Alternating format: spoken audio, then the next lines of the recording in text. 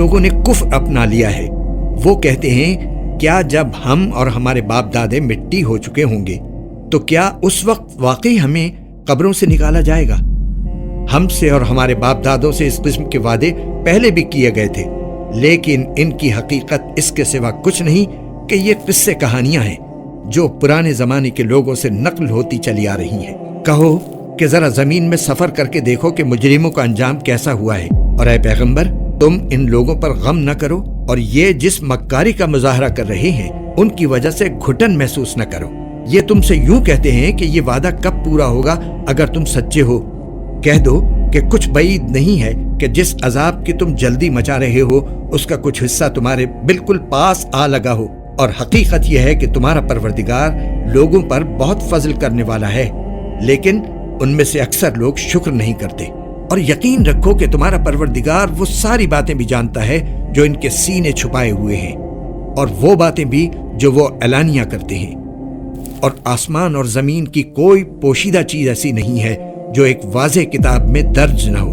واقعہ یہ ہے کہ یہ قرآن بنو اسرائیل کے سامنے اکثر ان باتوں کی حقیقت واضح کرتا ہے جن میں وہ اختلاف کرتے ہیں، اور یقیناً یہ ایمان لانے والوں کے لیے ہدایت اور رحمت ہے، اور تمہارا پروردگار یقیناً ان کے درمیان اپنے حکم سے فیصلہ کرے گا، اور وہ بڑا اقتدار والا، بڑا علم والا ہے۔ لہٰذا اے پیغمبر تم اللہ پر بھروسہ رکھو، یقیناً تم کھلے کھلے حق پر ہو۔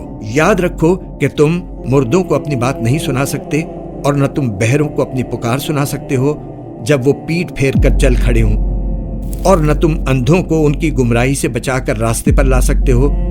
تم تو انہی لوگوں کو اپنی بات سنا سکتے ہو جو ہماری آیتوں پر ایمان لائیں، پھر وہی لوگ فرما بردار ہوں گے۔ اور جب ہماری بات پوری ہونے کا وقت ان لوگوں پر آ پہنچے گا تو ہم ان کے لیے زمین سے ایک جانور نکالیں گے جو ان سے بات کرے گا کہ لوگ ہماری آیتوں پر یقین نہیں رکھتے تھے۔ اور اس دن کو نہ بھولو جب ہم ہر امت میں سے ان لوگوں کی پوری فوج کو گھیر لائیں گے جو ہماری آیتوں کو جھٹلایا کرتے تھے، پھر ان کی جماعت بندی کی جائے گی، یہاں تک کہ جب سب آ جائیں گے تو اللہ کہے گا کہ کیا تم نے میری آیتوں کو پوری طرح سمجھے بغیر ہی جھٹلا دیا تھا، یا کیا کرتے رہے تھے؟ اور انہوں نے جو ظلم کیا تھا اس کی وجہ سے ان پر عذاب کی بات پوری ہو جائے گی، چنانچہ وہ کچھ بول نہیں سکیں گے۔ کیا انہوں نے دیکھا نہیں کہ ہم نے رات اس لیے بنائی ہے کہ وہ اس میں سکون حاصل کریں، اور دن اس طرح بنایا ہے کہ اس میں چیزیں دکھائی دیں؟ یقیناً اس میں ان لوگوں کے لیے بڑی نشانیاں ہیں جو ایمان لاتے ہیں۔ اور جس دن سور پھونکا جائے گا تو آسمانوں اور زمین کے سب رہنے والے گھبرا اٹھیں گے سوائے ان کے جنہیں اللہ چاہے گا، اور سب اس کے پاس جھکے ہوئے حاضر ہوں گے۔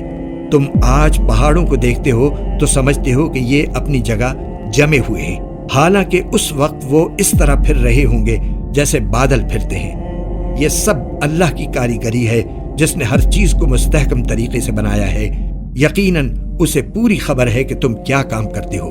جو کوئی نیکی لے کر آئے گا اسے اس سے بہتر بدلہ ملے گا، اور ایسے لوگ اس دن ہر قسم کی گھبراہٹ سے محفوظ ہوں گے۔ اور جو کوئی برائی لے کر آئے گا تو ایسے لوگوں کو منہ کے بل آگ میں ڈال دیا جائے گا۔ تمہیں کسی اور بات کی نہیں، انہی اعمال کی سزا دی جائے گی جو تم کیا کرتے تھے۔ اے پیغمبر ان سے کہہ دو کہ مجھے تو یہی حکم ملا ہے کہ میں اس شہر کے رب کی عبادت کروں جس نے اس شہر کو حرمت بخشی ہے، اور ہر چیز کا مالک وہی ہے، اور مجھے یہ حکم ملا ہے کہ میں فرما برداروں میں شامل رہوں، اور یہ کہ میں قرآن کی تلاوت کروں۔